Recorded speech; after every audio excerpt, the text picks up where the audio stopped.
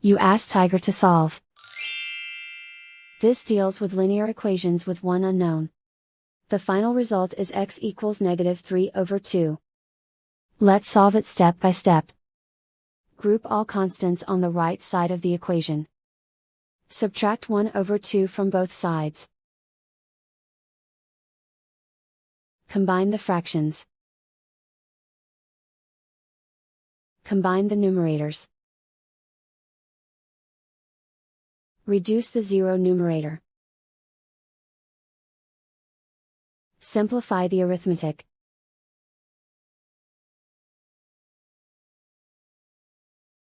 Isolate the x.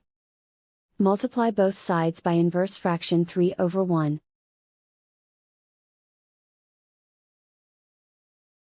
Group like terms.